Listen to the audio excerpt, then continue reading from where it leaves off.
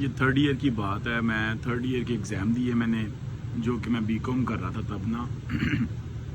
تو بی کام کے جب ایگزام ہوئے اینول, تو میں نے پیپر دیے. پیپر دینے کے بعد میرے جب رزلٹ آیا تو رزلٹ میں مجھے پتہ چلا کہ جی جو سیل ٹیکس اور انکم ٹیکس کی بک ہے اس کے اندر سے میرے جو مارکس آئے ہیں وہ تقریباً آئے ہیں 11 اور پاسنگ مارکس تھے 40. میں بڑا پریشان ہوا. میں نے کہا چلو سپلی میں دیتے ہیں پیپر. سپلی میں بھی دیے اور پھر میں نے دیکھا رزلٹ آیا, پھر میرے 12 نمبر آئے اور 40 والا پاس. میں نے کہا یار اخیر ہی ہو گیا اب یہ. پھر کیا ہوا کہ فورتھ ایئر سٹارٹ ہوئی میری, یعنی کہ سیکنڈ ایئر بی کام کی سٹارٹ ہوئی. تب 2 سال کا ہی بی کام ہوتا تھا. تو میں نے پھر کیا کیا, میں نے ایگزام دیے تھرڈ ایئر کی سپلی کے بھی اور فورتھ ایئر کی سپلی کے بھی. تو میں نے دیکھا کہ پھر وہی ایگزام کے بعد میرے پھر 11-12 نمبر آئے ہیں. میں لگاتار نہ فیل ہوتا رہا 6-7 مرتبہ. میں یہاں تک اپسیٹ ہو چکا تھا کہ مجھے کہیں پہ کسی نے ٹوٹکے بتائے کہ جی یہ مجون کھاؤ آپ کا دماغ تیز چلے گا.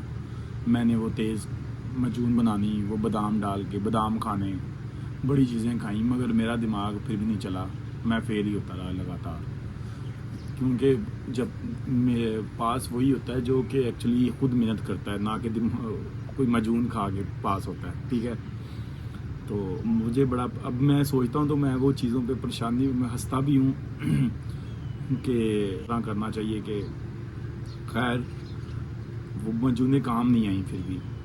تو اس کے بعد پھر میں نے خود ہی پڑھائی شروع کی, تو پھر جا کے میں پاس ہوا ہوں.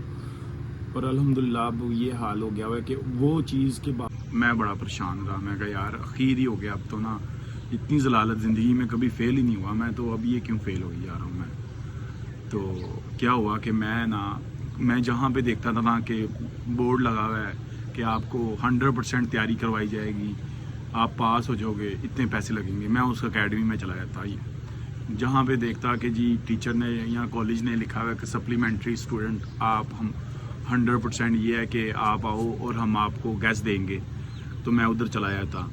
میں نے بڑے اس طرح کے اکیڈمی اور کالج اور یونیورسٹیاں, یعنی کہ جو ٹیچر تھے یونیورسٹیز کے جن کے ایکسپیرینس تھے ان کے پاس جاتا تھا, مگر میں ایٹ دی اینڈ فیل ہی ہوتا تھا. مجھے ریزن نہیں سمجھ آ رہا تھا کہ ریزن کیا ہے. کیونکہ جو ہمارا ایجوکیشن سسٹم ہے وہ بہت ہی زیادہ ویک ہے, جس میں آپ کو کوئی گائیڈ کرنے والا نہیں ہے, کوئی سمجھانے والا نہیں ہے. تو خیر میں نے پھر ایک دن کیلکولیشن کی. میں نے کہا یار اس مرتبہ نا خود ہی پڑھو. میں نے 24 گھنٹے تھے میری لائف میں نے اس کو ڈیوائیڈ کر دیا. 24 گھنٹوں میں نے کہا ہے کہ کیا کروں میں 24 گھنٹوں میں نے 8 گھنٹے رکھ دیے ایک مہینے کے لیے. 1 مہینے بعد پیپر تھے میرے. 8 گھنٹے میں نے رکھے پڑھنے کے لیے, اور 8 گھنٹوں میں نے کیا کیا کہ میں نے وہی سبجیکٹ کی تیاری کی جس میں فیل ہوتا تھا. اور آپ کو یاد ہوگا کہ میں 6-7 مرتبہ ایک ہی سبجیکٹ میں فیل ہو گیا ہوا تھا. میں نے دوبارہ بھی ایگزام دیے تھے ساری بکس کے, پھر وہ پاس ہو گیا ساروں میں, مگر پھر میں آج جا کے انکم ٹیکس اور سیل ٹیکس میں رہ گیا. میں بڑا اپسیٹ تھا. میں کہ یار پھر میں نے اپنے کشتیاں جلا دی. میں نے کہا چلو اب یہ کرتے ہیں کہ اپنے جو ٹائم ہے اس کے اندر سے 8 گھنٹے ڈیلی ہم پڑھتے ہیں. ٹھیک ہے, اور میں نے سٹارٹ کر دیا پڑھنا. 1 مہینہ میں لگاتار وہ جو تھرڈ ایئر اور فورتھ ایئر کا سلیبس تھا وہ میں نے 1 مہینے میں کور کر لیا. میں نے سارے نومیریکلز اور سارا تھیریٹیکل میں نے 3-3, 4-4 مرتبہ لکھا, پاس ہو گیا. یعنی کہ ساری چیزیں میں 3-3, 4-4 مرتبہ لکھی ہیں, اور فنگر ٹپ پہ مجھے ساری چیزیں آ گئی ہوئی تھیں. جب میں ایگزامینیشن ہال کے اندر بیٹھا تو مجھے پیپر ملا, اور میں نے پیپر دیکھا. میں کہا یار یہ تو وہی پیپر ہے جو میں سارا پریکٹس کرتا رہا ہوں. میں نے پیپر دیا اور پیپر دے کے باہر آیا, تو باہر آ کے 1-2 اور تھا جس نے پیپر دیا. وہ مجھے کہتا اس کا کیا آنسر آیا ہے. میں نے کہا یار اس کا آنسر یہ آیا ہے. کہتا نہیں تیرا تو غلط ہو گیا بھائی جی, اس کا آنسر تو یہ ہے. میں کہا خیر ہے. میں کہا سونے تیرا غلط ہے, اس مرتبہ تو میں پڑھ کے ہی بہت آیا ہوں, مجھے تو کانفیڈنس ہے اس مرتبہ. تو میں ابھی کہتا ہوں کہ اس کے اندر سے 100 نمبر ہی آئیں گے میرے پورے. ٹھیک ہے, تو خیر رزلٹ آیا جب, تو رزلٹ میں چیک کرنے گیا ہوں تو دیکھا کہ وہاں پہ میرے 91 نمبر آئے تھے.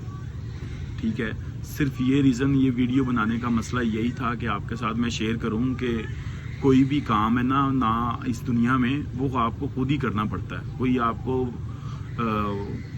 یہ یقین دلائے کہ جی آپ یہاں پہ اس طرح کر لو گے، یہاں پہ اس طرح کر لو گے، تو یہ پاسبل نہیں ہے جب تک کہ آپ خود نہ پڑھو.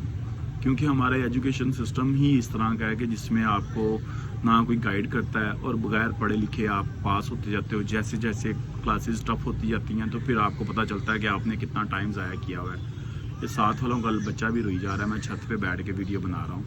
خیر، یہ ویڈیو سے میں نے بتانے کا مقصد یہی ہے کہ اگر آپ کوئی بھی کلاس میں ہو تو آپ کائنڈلی اپنا ٹائم یوٹیلائز کرو پڑھنے پہ، نہ کہ مستیوں میں، نہ کیونکہ جتنا بھی ٹائم آپ ضائع کرو گے وہ تو نکل جائے گا، ٹھیک ہے، اور اس کا حاصل بھی کچھ نہیں ہونا. اور حاصل یہی ہونا ہے کہ اگر آپ کیا کرو کہ اچھے طریقے سے پڑھو اپنی فیملی کے لیے، اپنے آپ کے لیے، تو آپ انشاءاللہ پہلی نمبر پہ ہی رہو گے. یہ میرا پرومس ہے. چاہے آپ نالائق ہو، چاہے لائق ہو، دماغ نہیں چلتا، ٹانگ نہیں چلتی، کچھ نہیں چلتا، ٹھیک ہے. صرف اپنے آپ پہ توجہ دو. یہ دنیا صرف اسی کی ہے جو خود محنت کرتا ہے، ٹھیک ہے. نہ دعاؤں سے چیزیں ہوتی ہیں. دعائیں بھی یہی ہیں کہ آپ پہلے اپنا فرض پورا کرو، پھر دعا کرو، تو پھر اللہ تعالیٰ آپ کے ہر کام میں برکت ڈالتا ہے.